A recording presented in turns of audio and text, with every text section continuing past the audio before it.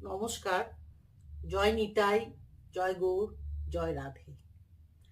আগামী 7ই আষাঢ় রবিবার 22শে জুন শ্রী শ্রী যোগিনী একাদশী ব্রত পরদিন দিবা 9টা 25-এর মধ্যে পালন। আষাঢ় মাসের কৃষ্ণ পক্ষে যোগিনী একাদশীর উদয় হয়। এই একাদশী পালন করলে যম ভয় থাকে না। পৌরাণিক মতে এক কাহিনীর কথা ধর্মরাজ যুধিষ্ঠিরকে বললেন শ্রীকৃষ্ণ। শিবের পরম ভক্ত কুবের অলকাপুরীতে বাস করতেন। নিত্য তিনি পুষ্প গঙ্গা জলে শিবের পূজা করতেন। আর কুবেরের পূজার জন্য যে ফুল লাগতো সেই ফুল হেমমালি মানুষ সরবার থেকে নিয়ে এসে তিনি কুবেরকে দিতেন, নিত্য দিতেন। একদিন এক ঘটনা ঘটে গেল, এটা বিধির লিখন। কুবের মানুষ সরোবর থেকে ফুল চয়ন করে আপন গৃহে এসে সুন্দরী স্ত্রীকে দেখে ফুল রাজাকে দেওয়ার কথা ভুলে গেলেন। হেমমালির স্ত্রী বিশালাক্ষী অতীব সুন্দরী ছিল। সেদিন কি ঘটল? হেমমালি গৃহে এসে তার স্ত্রীকে দেখে কামস্বরে জর্জরিত হয়ে স্ত্রীর সঙ্গে মিলনে রত হলেন আর ফুল জমা দেওয়ার কথা ভুলেই গেলেন। হেমের ফুল নিয়ে আসতে দেরি দেখে কুবের ভান্ডি নামে এক ভৃত্যকে হেমের খোঁজ নিতে পাঠালেন। ভান্ডি হেমের খোঁজ নিতে এসে সমস্ত দেখে লজ্জিত হয়ে কুবেরের কাছে গিয়ে সব খুলে বললেন।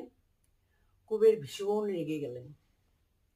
রেগে গিয়ে হেমমালিকে অভিশাপ দিলেন, যাও তুমি মর্তে চলে যাও, তোমার স্ত্রীর সঙ্গে বিয়োগ হবে। রীতিমতো হেমমালি মর্তে আসলেন। মর্তে এসে মনুষ্য শরীর গ্রহণ করলেন, মনুষ্য শরীর নিয়ে জন্মগ্রহণ করলেন। আর তার শরীর বিভিন্ন কঠিন কঠিন ব্যাধিতে জরাজীর্ণ হলো, শরীর দুর্গন্ধে ভরে গেল। এভাবে তার দিন যাচ্ছে। হঠাৎ হেমমালির পূর্বজন্মের কথা মনে পড়ে গেল। আসলে পূর্বজন্মের স্বীকৃতির জন্যই তিনি যে আগের জন্মে শিবের ভক্ত ছিলেন, প্রতিদিন ফুল এনে দিতেন কুবেরকে, তার জন্য তার পূর্বজন্মের সেই স্বীকৃতির জন্য স্মৃতি উদয় হলো এবং তিনি প্রায়শ্চিত্ত করার জন্য চিন্তা করলেন। সে কারণে একদিন হেমমালি হরিদ্বারের দিকে রওনা দিলেন। হরিদ্বারে এসে স্নান করে উত্তরাখণ্ডে গিয়ে যমুনার তীরে এক মহামুনিকে দেখলেন। তার নাম মার্কণ্ডেয় মুনি। তখন তিনি মার্কণ্ডেয় মুনির চরণে পতিত হলেন এবং বললেন, আমি কিভাবে উদ্ধার পাব? তখন মার্কণ্ডেয় মুনি আষাঢ় মাসে কৃষ্ণ পক্ষে শ্রী শ্রী যোগিনী একাদশী ব্রতের কথা নিষ্ঠা সহকারে পালনের কথা বললেন। মুনি বললেন, এই একাদশী পালন করলে তোমার দেহ মনে যত পাপ রাশি আছে সব নাশ হয়ে যাবে। সশরীরে আবার তুমি অলকাপুরীতে যেতে পাবে। এই ব্রত করলে 1000 ঋষির সেবা করলে যে ফল হয়, একটা শ্রী শ্রী যোগিনী একাদশী ব্রত পালন করলে সেই ফল হয়।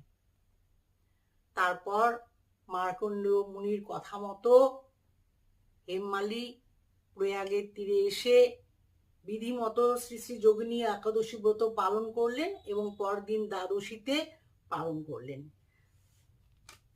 শ্রী শ্রী যোগিনী একাদশী করার ফলে খুশি হয়ে বিষ্ণু তাকে দেখা দিলেন, তাকে বর দিতে চাইলেন।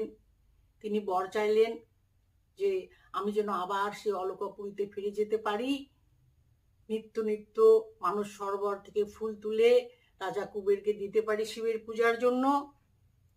এছাড়া আমার আর কোনো প্রয়োজন নেই। কিন্তু বিষ্ণু বললেন, তুমি আরো বর চাও।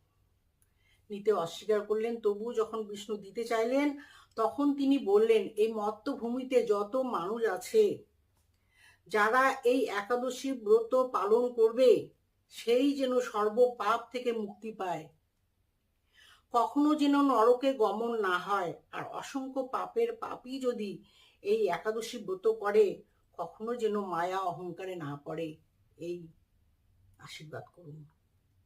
বিষ্ণু তথাস্তু বলে চলে গেলেন।